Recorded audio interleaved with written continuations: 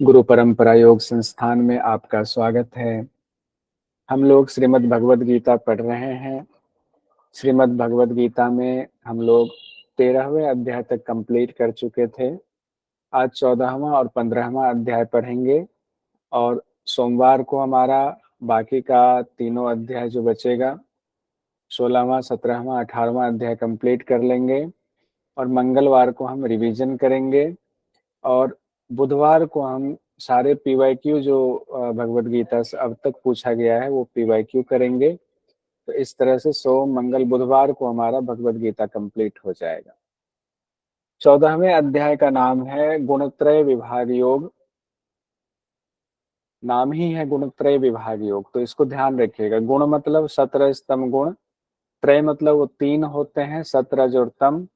तो उसके बारे में पूरी जानकारी 14वें अध्याय में दी गई है, उससे संबंधित पूरी जानकारी। तो अगर आपसे आ जाए 17 स्तंभ की पूरी जानकारी कहाँ पर है विस्तार से, तो 14वें अध्याय में है, गुणत्रय विभाग योग में कहा गया है।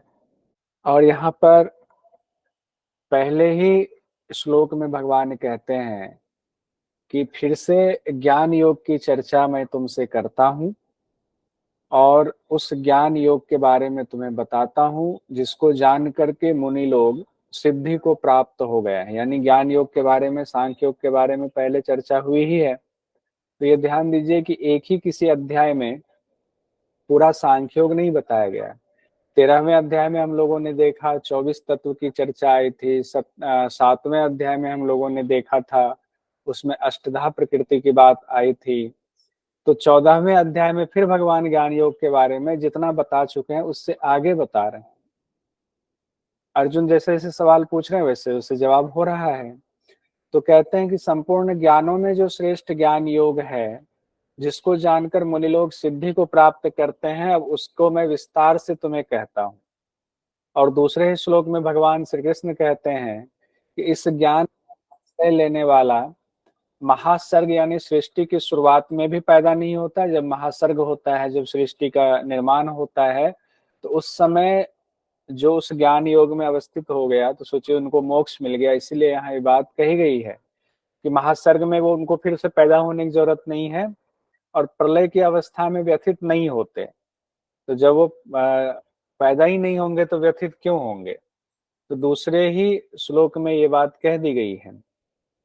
उसके बाद भगवान सृष्टि की रचना का क्रम बता रहे हैं। तो हम लोग जानते हैं सांख्य दर्शन में, आपने पढ़ा होगा, पुंडलिक सर ने पढ़ाया होगा यूनिट 1 में, कि सांख्य दर्शन में जो सृष्टि की रचना हुई, कैसे तत्व आए। तो पहले 17 स्तंभ था, 17 स्तंभ से जो है वहां पर जीवात्मा गया, जीवात्मा से 17 स्तंभ में हलचल हुई, महद तत्व आया। तो एक रचना वहां बताई गई है। और भगवत गीता में ज्ञान के संदर्भ में 14वें अध्याय के तीसरे श्लोक में क्या बता रहे, सृष्टि की रचना कैसे हुई, उस 17 स्तंभ से उसकी चर्चाएं। कहते हैं मम योनि महद ब्रह्म तस्मिन् गर्भम दधामि अहम संभवः सर्वभूतानां ततो भवति भारत।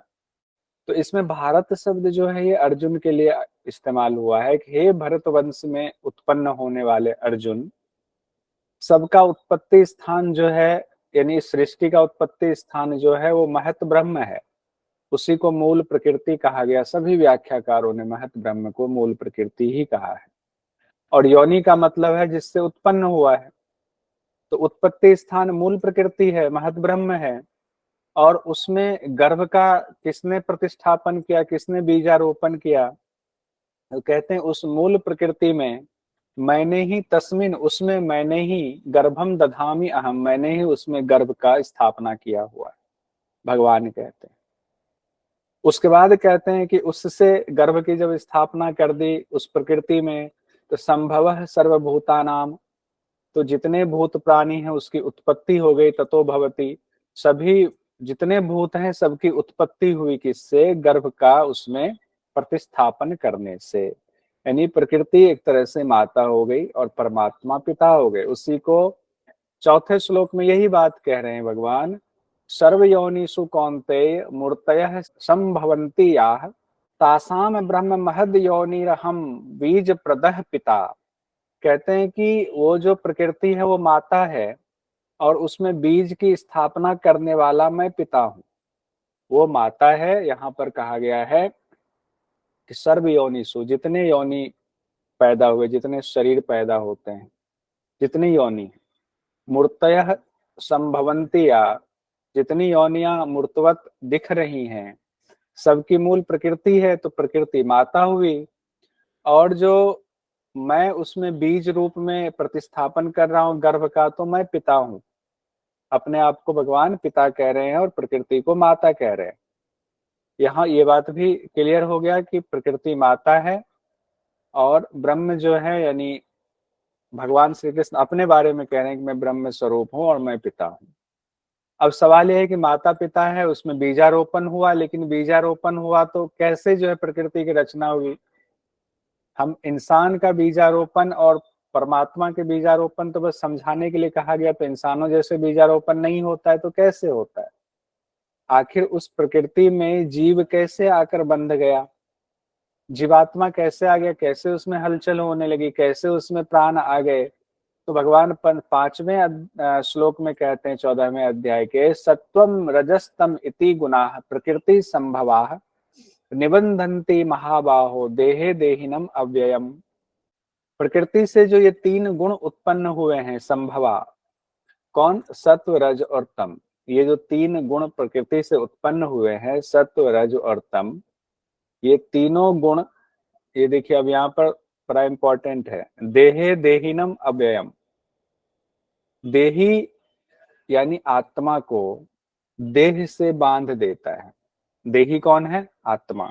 देह कौन है? ये शरीर यानी प्रकृति। तो यहाँ शब्द आ गया देह और देही शब्द आया हुआ है। तो प्रकृति से उत्पन्न होने वाले सतरज तम, जो उसमें ऐसी क्वालिटी होती है सतरज तम में, जो देही यानी कि उस जीवात्मा को देह में यानी आत्मा में, वो शरीर में बांध देता है, प्रकृति में बांध देता है। कैसे बांधता है वो देखने से पहले जरा सा हम लोग सबसे लास्ट में आते हैं। यहाँ पर एक रिवीजन, थोड़ा स्पीड ब्रेकर लेते हैं। कौन है? 5वां श्लोक। कई चीजें आई हुई, जैसे अपरापरा आया हुआ है। आपसे पूछा जा सकता है अपरापरा कहाँ था? 7वें अध्याय में उसकी चर्चा थी। क्षेत्र और क्षेत्रज्ञ हम लोगों ने पढ़ा, कहाँ चर्चा थी? 13वें अध्याय में चर्चा थी। देह देही अभी हमने पढ़ा, कहाँ चर्चा हो रही इसकी? 14वें अध्याय के 5वें श्लोक में। और इसके बाद फिर 15वां श्लोक, जब 15वां अध्याय जब हम लोग पढ़ेंगे, उसके 16वें श्लोक में क्षर और अक्षर की चर्चा है। क्षर और अक्षर, तो ये चारों टर्म आपको याद होना चाहिए। इस टर्म को एक साथ लिखने का तात्पर्य यही है कि हम कई बार कंफ्यूज हो जाते हैं, इसीलिए हमने इसको अलग से बनाया हुआ है। और जब हम आपको रिवीजन कराएंगे तो इसको इसी तरीके से अलग से करवा देंगे। 7वें अध्याय का 13वें अध्याय का भी श्लोक संख्या यहाँ लिख देंगे। अपरापरा, क्षेत्र क्षेत्रज्ञ, देह देही और क्षर अक्षर। 7वां है, उसके बाद 13वां 14वां 15वां है। हम फिर से आते हैं अपने 14वें अध्याय के 5वें श्लोक पर।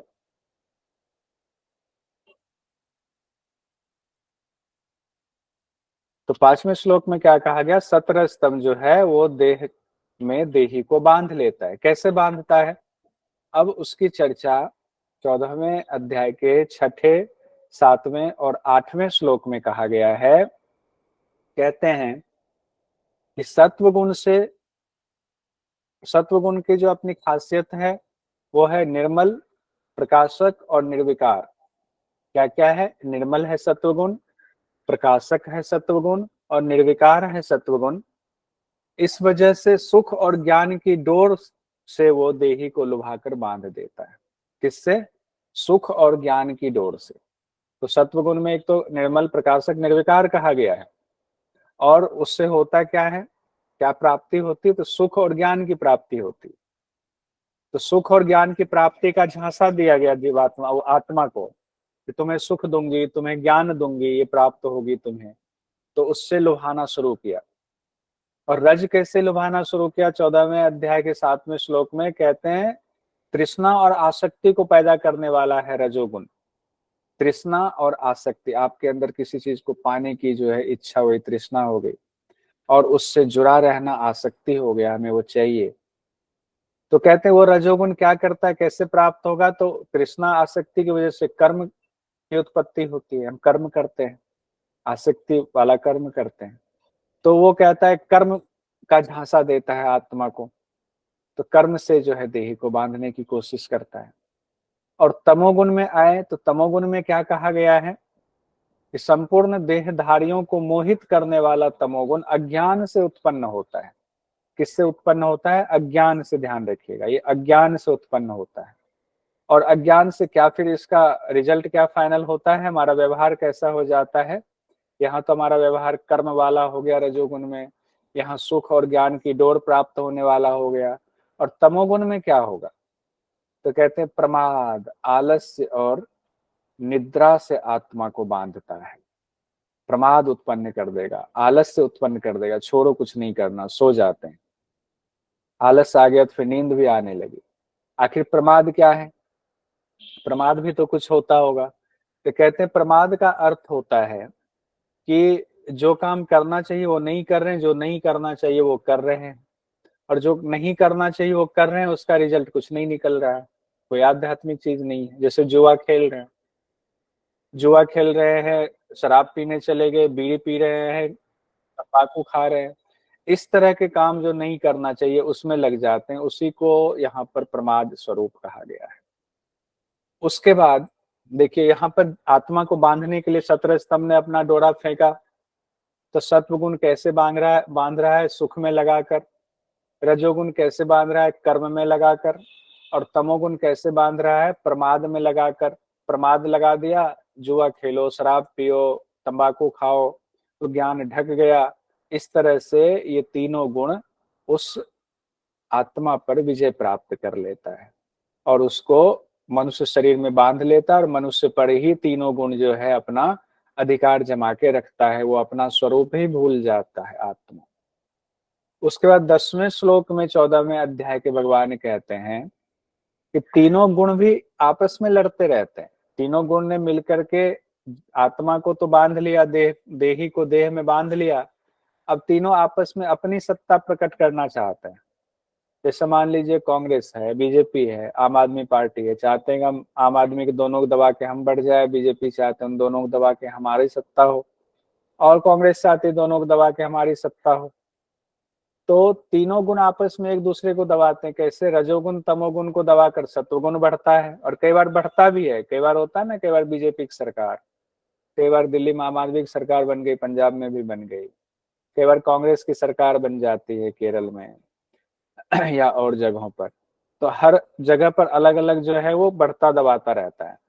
उसी तरह सत्व और तम को दबाकर रजस गुण बढ़ता है, सत्व और रजस को दबा करके तमस गुण बढ़ता है। मैंने कांग्रेस बीजेपी आम आदमी पार्टी का जो नाम लिया सिर्फ समझाने के लिए लिया, उसमें मैं किसी की तुलना ये नहीं कर रहा हूँ कौन सत्व कौन रज कौन तम है, क्योंकि वो करना भी नहीं चाहिए।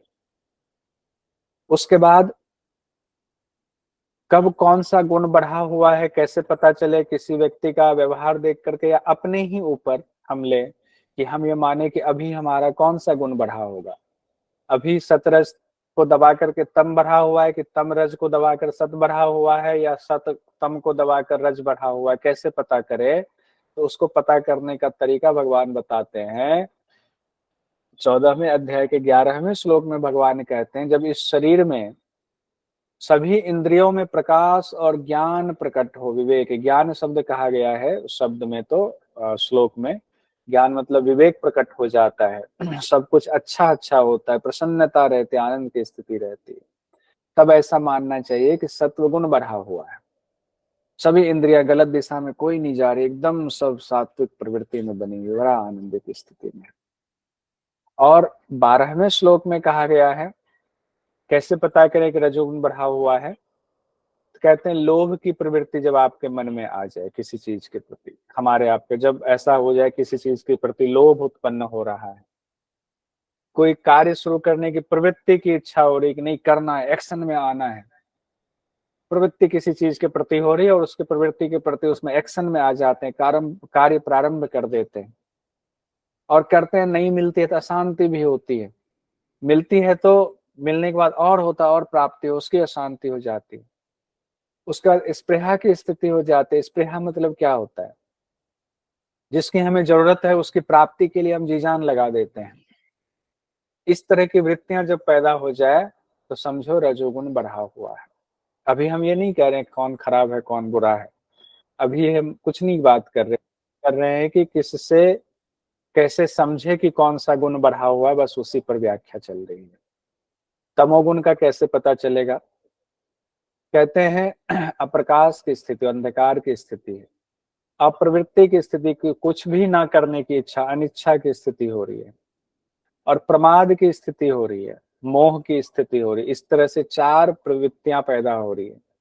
चार वृत्ति कौन सा? अप्रकाश की स्थिति, मतलब कुछ भी अच्छा नहीं दिख रहा है, मतलब कुछ भी होप नजर नहीं आ रहा है।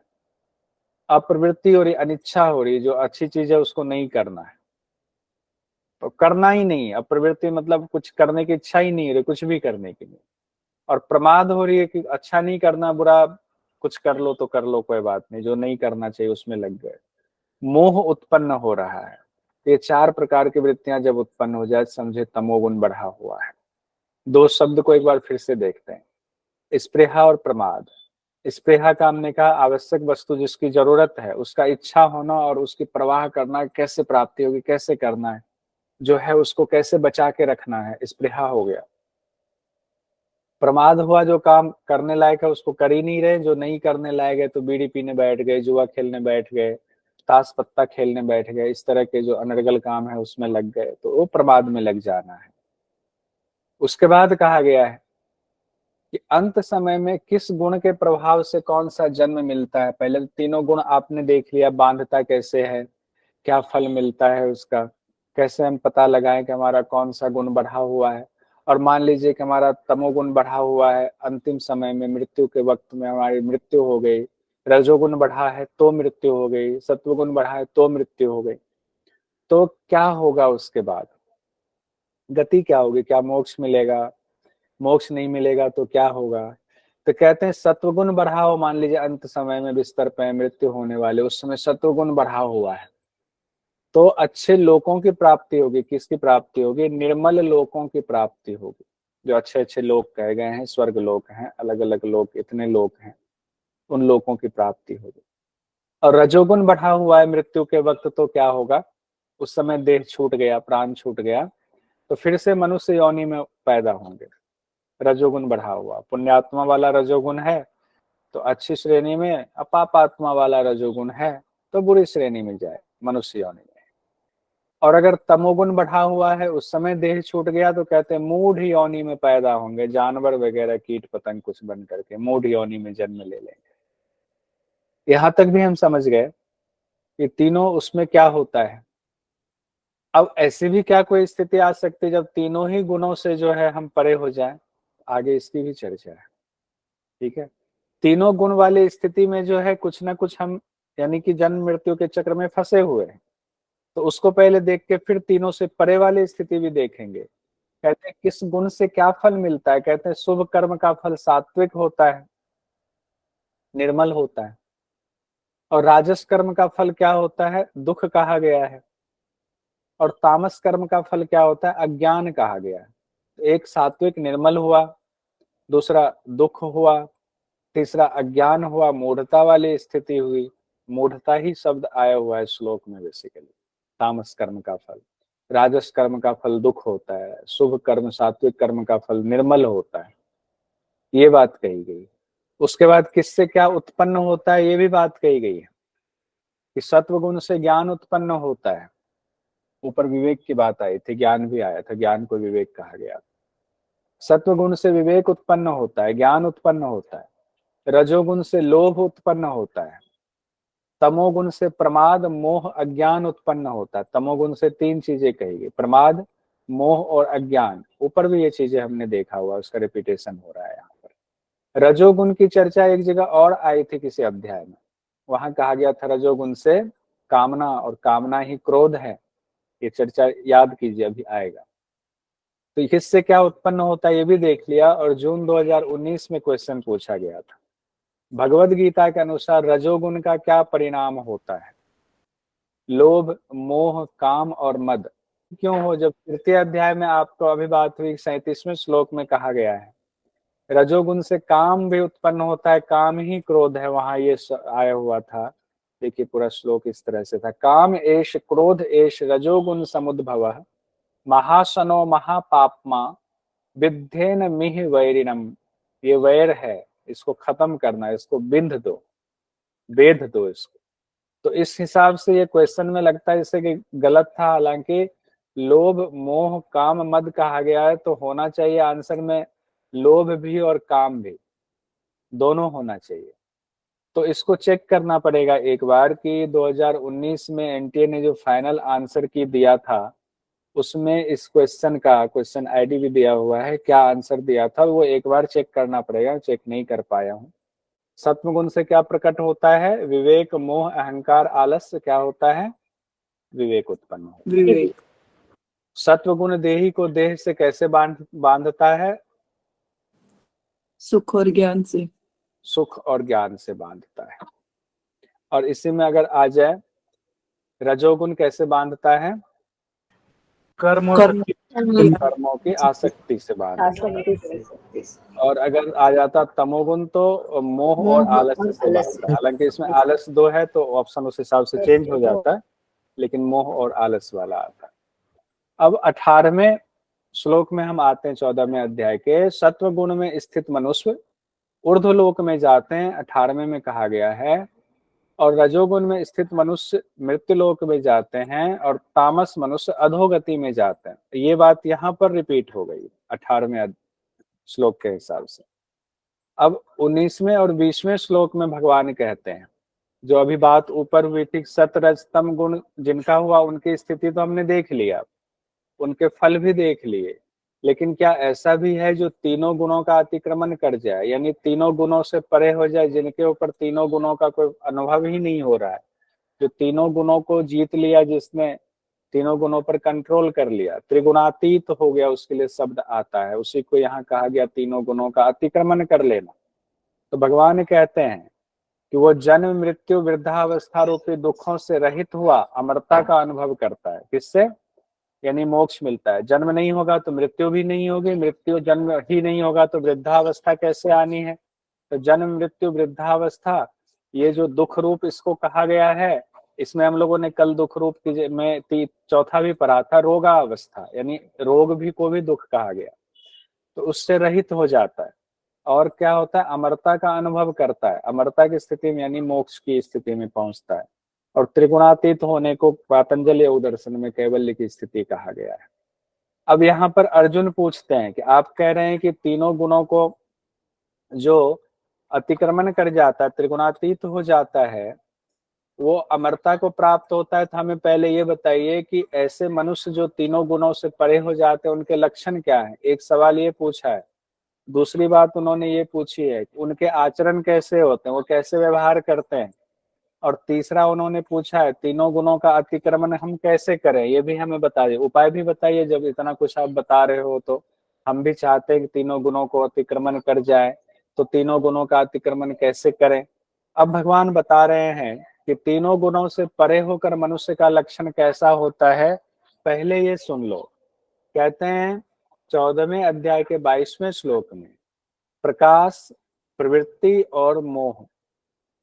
प्रकाश प्रवृत्ति और मोह, प्रकाश किसका हुआ, सात्विक गुण का, प्रवृत्ति किसका हुआ, रजस गुण का, मोह किसका हुआ, तमस का। यानी एक तरह से तीनों को से जो चीजें निकलती जो उत्पन्न होती हैं, प्रकाश प्रवृत्ति मोह, उसमें भी उसका कोई लगाव नहीं होता, उससे प्रवृत्त हो जाता है और किसी से द्वेष नहीं करता है। अब वो प्रकाश प्रवृत्ति मोह से अच्छी तरह प्रवृत्त होकर निवृत्त होकर के किसी से द्वेष नहीं करता है, और किसी भी चीज में प्रवृत्त होने की उसकी इच्छा भी नहीं होती। ना सुख में प्रवृत्त होने की इच्छा होती है, ना दुख में प्रवृत्ति होती है उसकी। तो वो तो बिल्कुल निराकार वाली स्थिति हो जाता, आनंद वाली स्थिति में है। कोई गाली भी दे तो राम राम, कोई सुख भी दे दे तो राम राम। उसके बाद 23वें 24वें 25वें श्लोक में कहते हैं वो तीनों गुणों को लेकर उदासीन बने रहते हैं। तो तीनों गुणों से उदासीन कैसे बनेगा, प्रकाश क्रिया स्थिति जो योग दर्शन में कहा गया, प्रकाश क्रिया स्थिति तीनों को लेकर के ही वो कुछ नहीं करेगा। और तीनों गुणों द्वारा विचलित भी नहीं होता है, ना उसको कोई प्रसन्नता हो रही है, ना सात्विक प्रवृत्ति हो रही है, ना कुछ क्रिया में जो है किसी चीज को पाने के लिए क्रिया में लगा हुआ है, और ना ही उसको आलस आ रहा है, ना ही निद्रा आ रही है। तीनों ही गुणों पर विजय प्राप्त कर लिया हुआ है। यहाँ उदासीन से तात्पर्य कहीं भी मत लगाइएगा तमोगुण का। सुख दुख में भी वो सम बने रहते हैं, चाहे कितना भी दुख आ जाए, कितना भी सुख आ जाए, तो वो दोनों ही स्थिति में एक जैसे बने रहते हैं। मिट्टी का ढेला हो, पत्थर हो, चाहे सोना हो, तीनों को एक समान समझता है। किसको? मिट्टी का ढेला, पत्थर या सोना, तीनों को ही कंचन सोना हुआ, तीनों को एक समान समझता है, कोई फर्क नहीं लगता है। प्रिय अप्रिय में भी समान भाव वाला रहता है। क्या चीज प्रिय है, क्या अप्रिय, हमें आपको ये बड़ा फर्क पड़ता है। किसी ने दो बात कह दिया तो प्रिय लगा, किसी ने अप्रिय कहा तो उनको हम पलट के कहते हैं आप अप्रिय भाषा का प्रयोग कर रहे हो, आपकी बात हमें अच्छी नहीं लगी। लेकिन अगर त्रिगुणातीत हो जाएंगे तो ये हमें कहने की जरूरत नहीं पड़ेगी। और उस स्थिति में क्या होता है, अपनी निंदा स्तुति मान अपमान में भी सम बना रहता है, कोई फर्क नहीं पड़ता है।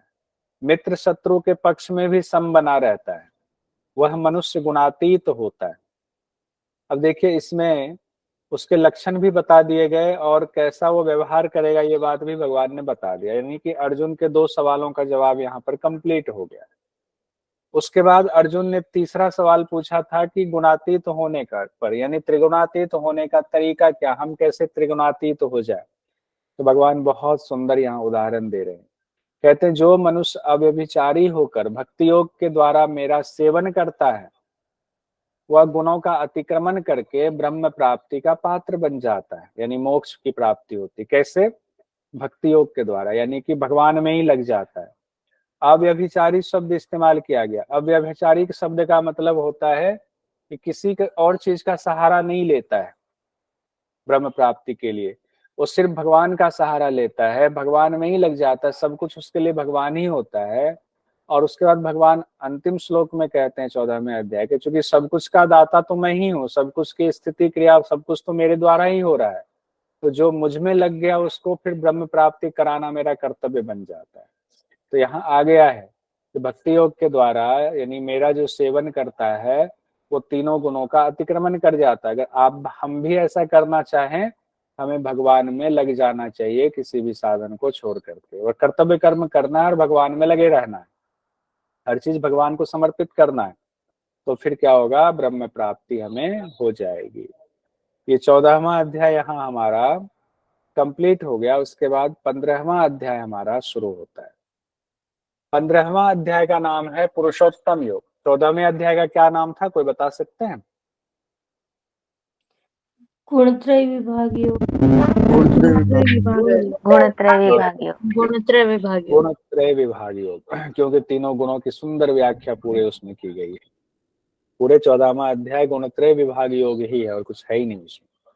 और उसके बाद गुणत्रय में है कहा गया है त्रिगुणातीत की स्थिति और कैसे प्राप्त करें ये भी बता दिया गया। और अगर आपसे कोई पूछे कि त्रिगुणातीत कैसे होना है, भगवान ने क्या कहा है, तो आप खट से कह देना कि भगवान ने कहा है कि जो मेरे अधीन हो जाता है, जो मेरी भक्ति में लग जाता है, उसको ब्रह्म की प्राप्ति में करा देता हूँ और किसी भी साधन का सहारा नहीं लेता है। उसके बाद 15वां अध्याय कहा गया पुरुषोत्तम योग। यहाँ पुरुषों में उत्तम की बात आई है, ध्यान दीजिएगा। इसको पुरुषोत्तम का अर्थ क्या होता है वो भी यहाँ समझाया गया है। क्यों पुरुषोत्तम, पुरुषोत्तम का क्या अर्थ है, पुरुषों में उत्तम कौन है, पुरुषों में उत्तम क्यों, कैसे है पुरुषों में उत्तम, इसकी चर्चा कही गई है। यानी जब गुणत्रय विभाग योग हो गया, किन्हीं का माइक खुला हुआ, तो उसके बाद भगवान कह रहे ये संसार क्या है उसको सुनो। तो हम लोग सुनते हैं ना उल्टा पीपल वृक्ष, जिसको अश्वत्थ वृक्ष कहा जाता है। तो पीपल का वो उल्टा वृक्ष जो है उसकी चर्चा कहाँ पर है, तो उसकी चर्चा 15वें अध्याय में है। 15वां अध्याय अश्वत्थ वृक्ष है, उल्टा पीपल का वृक्ष है। ये संसार ही उल्टा वृक्ष है, यानी इसके जड़ में ब्रह्म है और प्रकृति पूरी फैली हुई। तो इसके बारे में देखिए चर्चा 15वें अध्याय के पहले श्लोक में ही अश्वत्थ वृक्ष की चर्चा है। कहते हैं ऊर्ध्व मूलम अधः शाखम अश्वत्थम प्राहुर अव्ययम छंदांसी यस्य पर्णानि यस्तम वेद स वेदवित। ऊपर की ओर मूल वाला, ऊपर की ओर जड़ वाला, अधः शाखा, जिनकी शाखाएं नीचे की ओर है, वो अश्वत्थ वृक्ष, अश्वत्थम प्राहुर मतलब कहा गया है, अव्यय कहा गया है उसको, अश्वत्थ रूप संसार वृक्ष है ये। छंदांसी यस्य पर्णानि, वेद इस वृक्ष के पत्ते हैं, यस्तम वेद सवेदवित, ऐसा वेदविद मानते हैं। संपूर्ण वेदों को जानने वाले जो लोग हैं वो इस चीज को मानते हैं, या कह सकते हैं जो इस बात को जानते हैं वो संपूर्ण वेदों को जानने वाले हैं, इस रहस्य को वो जो जान लेते हैं। और दूसरे ही श्लोक में भगवान कहते हैं उस वृक्ष के गुण, यानी जब वो वृक्ष बता रहे तो वृक्ष की पूरी व्याख्या भी करेंगे, तो कहते हैं वृक्ष के गुण क्या हैं, यानी संसार का गुण क्या है, तो गुण तो वही होगा 17 स्तंभ, वही 3 गुण होगा। तीनों गुणों से बढ़ी हुई विषय उनकी शाखाएं हैं, इन्हीं तीनों गुणों की वजह से शाखाएं बढ़ी है, तो विषय है। बताया गया कि सत्वगुण से क्या होगा, रजोगुण तमोगुण से क्या होगा, 14वें अध्याय में पूरा विस्तार से बताया गया। तो तीनों गुणों से जो बढ़ी हुई विषय हैं उनकी शाखाएं हैं इस वृक्ष के, उसी वजह से हम जो इधर उधर लगते रहते हैं। और वो कहाँ कहाँ पर है, कहाँ कहाँ फैला हुआ है, तो नीचे भी फैला है, बीच में भी फैला है, ऊपर भी फैला है, यानी चारों तरफ वो वृक्ष जो है पूरा वट वृक्ष बन करके फैला हुआ है, विशाल वट वृक्ष बनकर। और वो करता क्या है, कहते हैं मनुष्य लोक में कर्मों के अनुसार बांधने वाले विषय नीचे ऊपर सब जगह व्याप्त है। तो वो वृक्ष क्या करता है, आपको बांधता है, चाहे उस वृक्ष में इस डाल पे जाओ, ऊपर वाले डाल पे जाओ, नीचे वाली डाल पे जाओ, कहीं भी जाओ, आप बंध रहे हो, तो कर्मों के अनुसार वो बांधने वाले हैं। उसके बाद 15वें अध्याय के तीसरे चौथे श्लोक में भगवान कहते हैं कि उस वृक्ष का कोई आदि और अंत पता नहीं चलता है, जिसका कोई आदि नहीं कोई अंत नहीं है, उस अश्वत्थ वृक्ष का। तो फिर उससे मुक्ति कैसे पाए, उस अश्वत्थ वृक्ष को कहते हैं दृढ़ शस्त्र के द्वारा उसको काटना है। किसके द्वारा, दृढ़ शस्त्र के द्वारा उसको काटना है। और जैसे काटेंगे उस वृक्ष को तो परम पद जो जड़ है उस जड़ में फिर खोज करनी चाहिए, किसकी, परम पद की खोज करनी चाहिए उस जड़ में। क्यों, क्या होगा परम पद की खोज करने से, कहते हैं परम पद की खोज करोगे तो वहां से लौटकर इस वृक्ष रूपी संसार में नहीं आना पड़ता, यानी मोक्ष की प्राप्ति हो जाती। उसके बाद अब चूंकि परम पद की बात आ गई है तो परम पद किसको प्राप्त होगा, अब देखिए किसको प्राप्त होगा। 15वें अध्याय के 5वें श्लोक में, ये इंपॉर्टेंट है, इससे अभी क्वेश्चन पूछा नहीं गया है लेकिन पूछा जा सकता है, इसीलिए इसको इंपॉर्टेंट मान के हमने पूरा श्लोक लिखा हुआ है। क्यों, क्योंकि कुछ शब्द ऐसे हैं इसमें, 6 शब्द ऐसे हैं, 6 पेयर आप कह सकते हो। कहते निर्माण मोहा जित संग दोषा अध्यात्म नित्या वे निवृत्त कामा द्वंद्वैर विमुक्ता है सुख दुख संज्ञेह गच्छन्ति अमूढ़ा पद्म अव्ययम तत्। तो निर्वाण मोहा जित संग दोषा अध्यात्म नित्या वे निवृत्त कामा द्वंद्वैर विमुक्ता सुख दुख संज्ञेह, ये शब्द 4 बार 5 बार बोल जाइए माइक बंद करके, तो आपको ये शब्द रहेगा। 15वें अध्याय में कहा गया निर्माण मोहा जित संग दोषा अध्यात्म नित्या विनिवृत्त कामा द्वंद्वैर विमुक्ता सुख दुख संज्ञेह। इस तरह से इसको कहीं नोट भी कर लीजिएगा, अभी पूरा श्लोक नहीं लिखा जा रहा है तो श्लोक संख्या लिखिए, बाद में इसको लिख लीजिएगा। कहते हैं जो निर्माण मोहा है, जो मान मोह से रहित हो गया है, जो जित संग दोषा है, जिन्होंने संग को जीत लिया है, संग जैसे दोष को भी जीत लिया है, संग मतलब आसक्ति जैसे दोष को जीत लिया। अध्यात्म नित्या, जो नित्य निरंतर परमात्मा में लगा रहता है। वे निवृत्त कामा, जिनकी सारी कामनाओं से निवृत्ति हो गई है। वे निवृत्त कामा, सभी कामनाओं से जिनकी निवृत्ति हो गई है। और कहा गया जिसका द्वंद्व भी जिसका खत्म हो गया, अब कोई द्वंद्व नहीं, कोई जो है अब उनके मन में संशय नहीं है, संशय खत्म हो गया है। सुख दुख जिनका खत्म हो चुका, सुख दुख को भी जो पार पा चुका है, वो लक्षण कहे गए हैं, वो परम पद को प्राप्त करते हैं, परम पद को प्राप्त करने वाले के लक्षण कहे गए हैं। उसके बाद 15वें अध्याय के 6ठे श्लोक में कहते हैं कि परम पद तो प्राप्त हो रहा है, तो परम पद क्या है, वो परम पद कोई धाम है, तो कहते हैं हाँ धाम है। तो तो कैसा है वो धाम, उस धाम में ऐसा क्या है कि हमें उसकी प्राप्ति करनी चाहिए, तो सुख दुख नहीं होगा, उस धाम की प्राप्ति होगी। तो ये सब जो अभी हम लोगों को इतना तनाव हो रहा है, वो सब तनाव खत्म हो जाएगा। कहते हैं कि पहले परम धाम के बारे में सुन लो अर्जुन। कहते हैं उस परम धाम को ना तो सूर्य ही, ना चंद्रमा ही, ना ही अग्नि प्रकाशित कर सकती है। ना सूर्य, ना चंद्रमा, ना अग्नि, तीनों में से कोई प्रकाशित नहीं कर सकते। मतलब इतना प्रकाश है वहां कि सूर्य जो है वहां टॉर्च के समान सूर्य की रोशनी है, और चंद्रमा तो ऑलरेडी सूर्य की रोशनी से चमकता है, तो चंद्रमा कैसे प्रकाशित करेगा। और अग्नि तो सूर्य से भी छोटी जो है इसकी गति होती है, तो अग्नि भी कैसे प्रकाशित करेगा। कहते हैं अगर उसको किसी ने प्राप्त कर लिया, ऐसे लोक को, ऐसे धाम को, तो वो जीव लौटकर संसार में नहीं आता है। कहते हैं भगवान वही मेरा परम धाम है। उस परम धाम की चर्चा हो रही है। फिर 7वें श्लोक में भगवान कहते हैं कि इस संसार में जो जीव बना हुआ आत्मा है, यानी हमारा आपका शरीर जितना, देखिए कितनी बड़ी बात कही जा रही, हमारा आपका जितना शरीर है उसमें जीवात्मा है, उसी के प्रकाश से, उसी की शक्ति से हम बोल रहे हैं, चल रहे हैं, हाथ ऐसे वैसे घूम रहा है, सिर घूम रहा है, आंखें पलके झपक रहे हैं। तो कहते हैं इस संसार में जीव बना हुआ आत्मा मेरा ही सनातन अंश है, यानी हम सब उस भगवान के ही अंश हैं, और हम भूल गए हैं कि हम भगवान के अंश हैं। हनुमान जी वाली स्थिति हो गई, हमें जगाना पड़ेगा, अरे हम तो उन्हीं भगवान के अंश हैं, यानी भगवान श्री कृष्ण हमारे अंदर ही हैं अंश रूप में। और कहते हैं प्रकृति में स्थित मन और पांचों इंद्रियों को आकर्षित करता रहता है, कि प्रकृति में स्थित जो मन है और पांचों इंद्रियां उसको आकर्षित करता रहता है, वो जीव। तो इसको जो है हटाना है, इस आकर्षण को जो है खत्म करना है। अब भगवान ने सारा रहस्य बता दिया हुआ है। अब कहते हैं कि मृत्यु होने पर उस जीवात्मा का फिर क्या होता है। अगर हमें मोक्ष नहीं मिला, हम 17 स्तंभ गुण में घूम रहे हैं, तो क्या होगा। कहते हैं जीवात्मा जब शरीर का त्याग करता है, यानी मृत्यु होती है, तो जीवात्मा निकलता है। कैसे निकलता है, मन सहित इंद्रियों को ग्रहण करता है। जीवात्मा अकेले नहीं निकलता है, मर जाता है तो मन भी नहीं है, इंद्रिय भी नहीं है, तो मन सहित इंद्रियों को ग्रहण करके निकलता है और नए शरीर में मिलता है, उसी में चला जाता है। जो नया शरीर उसको मिला, उसके भोग के हिसाब से उस नए शरीर में चला गया। खराब कर्म है तो कीट पतंग, सांप बिच्छू, घोड़ा हाथी, पता नहीं क्या बनेंगे, अजगर बनेंगे। अच्छा हुआ मनुष्य शरीर में, और अच्छा सात्विक हुआ तो किसी दूसरे लोक में देव गंधर्व कुछ बन करके जाएंगे। तो इस तरह से मन सहित इंद्रियों को लेकर के वो जीवात्मा दूसरे शरीर में चला जाता है। कहते आत्मा, उस आत्म तत्व का अनुभव कैसे हो, यानी आत्म स्थिति की बात हो रही है।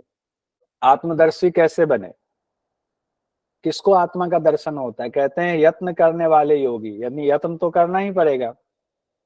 अपने आप में स्थित इस परमात्म तत्व का अनुभव करते हैं कौन, योगी लोग। यत्न करने वाले, जो गुरु की कृपा से, गुरु के कहे अनुसार चलता है, वो अपने आप में स्थित इस परमात्म तत्व का अनुभव करता है। परंतु जिन्होंने अपना अंतःकरण नहीं किया, वो अविवेकी मनुष्य यत्न करने पर भी इस तत्व का अनुभव नहीं करता। हम बहुत कोशिश करें कि आत्म तत्व का अनुभव हो जाए, गुरु के पास जा रहे हैं, आज इस गुरु के पास, परसों उस गुरु के पास, उस सत्संग में, उस सत्संग में, सब सत्संग में घूम आए, सारे तीर्थ घूम लिए, और अंतःकरण को शुद्ध करने के लिए किसी गुरु एक का सहारा लिया ही नहीं, उसके कहे अनुसार चले ही नहीं, तो अविवेकी ही कहे जाएंगे, फिर हमें इस तत्व का अनुभव नहीं होगा। लेकिन अगर हमने यत्न किया गुरु के हिसाब से, और यत्न करके अंतःकरण को शुद्ध कर लिया, तो हमें अपने ही अंदर उस आत्म तत्व की, यानी भगवान श्री कृष्ण के अंश की प्राप्ति हो जाएगी, उसके दर्शन हो जाएंगे, आत्मदर्शी हो जाएंगे। उसके बाद वैश्वानर अग्नि की चर्चा आई है। वैश्वानर अग्नि की चर्चा किस अध्याय में है, 15वें अध्याय के 14वें श्लोक में। अहम वैश्वानरो भूत्वा प्राणिनाम देहम आश्रितः प्राण अपान समायुक्तः पचामी अन्नम चतुर्विधम। कहते हैं मैं वैश्वानर अग्नि हूं, इस शरीर में मैं वैश्वानर अग्नि हूं, जो प्राण अपान से समायुक्त है, युक्त है, और मनुष्य के शरीर में रह करके अन्न को पचाता है। पचामी अन्नम, कैसे, चतुर्विधम, 4 प्रकार के अन्न को पचाता है। तो 4 प्रकार के अन्न कौन कौन से हैं, इसकी व्याख्या में कही गई है बातें। भोज्य पदार्थ जिसको दांतों से चबाना पड़ता है, चावल रोटी है, तो एक तरह तो ये वाला भोज्य पदार्थ हुआ, 4 जो कहा गया। पहला पेय हुआ, खिचड़ी है, हलवा है, दूध है, रस है, पानी है, पेय हो गया। चोष्य कहा गया, चोष्य मतलब जिसको चूसते हैं, आम चूसते हैं, गन्ना चूसते हैं, और भी जो चीज चूसते हैं अगर किसी चीज को, तो चोष्य में हुआ। लेही में हुआ जो चिपचिपा सा होता है, इससे शहद आदि लेही में आता है। तो ये 4 प्रकार के जो भोज्य पदार्थ हैं, इसको पचाने के लिए मैं वैश्वानर अग्नि के रूप में शरीर में मौजूद हूँ। ये ध्यान रहे, वैश्वानर अग्नि की चर्चा कहाँ है? 15वें अध्याय, 15वें अध्याय, भोजन के। 15वें अध्याय के 14। देखिए यहाँ से भी एग्जाम में आ सकता है, भोजन के 4 प्रकार कौन से हैं निम्न में से, या भोजन के प्रकार में से कौन से हैं? भोज्य, पेय, चोष्य और लेह्य, ये भी एग्जाम में आ सकता है। अब देखिए, क्योंकि लेवल इतना बढ़ा रहा है, 222 इस बार कर दिया हुआ है, तो लेवल बढ़ा रहा है, तो हमें भी उस तरह से तैयारी करनी होगी। इसलिए मैंने इस बार भगवत गीता के सारे नोट्स में काफी बदलाव किए हैं, इसलिए समय भी इस बार ज्यादा लग रहा है। तो कोई बात नहीं, हम इत्मीनान से पढ़ेंगे एक एक चीज को, इसलिए रिवीजन भी रखेंगे। उसके बाद 15वें अध्याय के 15वें श्लोक में भगवान कहते हैं कि वेदों का कर्ता मैं ही हूँ, वेदों का निर्माण मेरे द्वारा ही हुआ है। कहते हैं ना, वेद मतलब क्या है? भगवान की वाणी है, तो भगवान कहते हैं मेरे द्वारा ही वेद का निर्माण हुआ है। अब 15वें अध्याय में क्षर और अक्षर क्या है, इसकी चर्चा है। क्षर और अक्षर हम लोगों ने लिखा था नीचे कि नहीं? क्षर अक्षर नहीं लिखा था, तभी लिख लेंगे, देख लेंगे। क्षर और अक्षर क्या है, लिखा था ना? ठीक है, तो इसकी चर्चा भी है, इंपॉर्टेंट है 15वें अध्याय में, उसको भी नीचे करूंगा, आप लोग नोट कर लीजिएगा। कहते हैं दो एव इमो पुरुषो लोके क्षरः च अक्षरः एव च क्षरः सर्वाणि भूतानि कूटस्थः अक्षरः उच्यते। बहुत सुंदर है, इसकी तुलना अभी हम लोग पातंजलि योग दर्शन से करके पढ़ लेते हैं, फिर जब पातंजलि योग दर्शन पढ़ेंगे तो वहां भी कर लेंगे। कहते हैं इस संसार में क्षर और अक्षर, ये 2 प्रकार के पुरुष हैं। किस प्रकार के? क्षर और अक्षर। तो क्षर कौन हुआ? नाशवान हुआ, हम लोग नाशवान हैं, तो हमारे अंदर जीवात्मा है, वो भी पुरुष है लेकिन क्षर स्वरूप में है। और अक्षर कौन है? अविनाशी है, जिसका नाश नहीं होता है। तो 2 प्रकार के हो गए। कहते हैं क्षरः सर्वाणि भूतानि, संपूर्ण प्राणियों के शरीर क्षर है। क्षरः सर्वाणि भूतानि कूटस्थः अक्षर उच्यते, और जीवात्मा अक्षर कहा गया है, यानी कूटस्थ को कहा गया है, वो अक्षर है, ध्यान रखिएगा, बहुत इंपॉर्टेंट। कूटस्थ को अक्षर कहा गया है। संपूर्ण प्राणियों के शरीर क्षर हैं और जीवात्मा अक्षर कहा गया। इस तरह से 2 पुरुष हो गए, क्षर और अक्षर, प्रकृति और पुरुष हो गए। अब यहीं पर 17वें श्लोक में कहा गया 15वें अध्याय के, उत्तम पुरुष तो अन्य ही है। श्लोक हमने नहीं लिखा है। उत्तम पुरुष तो अन्य ही है, उनका नाम परमात्मा है, वही अविनाशी ईश्वर तीनों लोकों में प्रविष्ट होकर सबका भरण पोषण करता है, यानी कि हमारे आपके अंदर, सबके अंदर वो ईश्वर है। तो योग दर्शन में क्या कहा गया? पुरुष विशेष ईश्वर, यही कहा गया था ना, पुरुष विशेष ईश्वर कहा गया था, ये शब्द ईश्वर के लिए। और यहाँ भी कहा गया उत्तम पुरुष तो अन्य ही है। तो कहते हैं पुरुषः तु अन्यः परमात्मा इति उदाहृतः। भगवद गीता में ये कहा गया है, पुरुषः तु अन्यः परमात्मा इति उदाहृतः, यानी एक ही बात दोनों जगह कही जा रही है, बस शब्द बदल दिया गया है। वो पुरुषों से अन्य है, परमात्मा नाम है उनका। और भगवत उसमें योग दर्शन में कहा गया वो पुरुष से विशेष है, ईश्वर नाम है उनका। और बाद में नाम प्रणव कहा गया है, पुरुष विशेष ईश्वर है के बाद तस्य वाचकः प्रणवः भी कहा गया है। और यहाँ भी कहा गया है परमात्मा का नाम, क्यों क्या कहा गया है? देखिए 18वां श्लोक है, भगवान कहते हैं मैं क्षर से अतीत हूँ और अक्षर से भी उत्तम हूँ। अब क्षर और अक्षर दोनों से उत्तम हूँ, इसीलिए लोक और वेद में मुझे पुरुषोत्तम कहा गया, पुरुषों से उत्तम।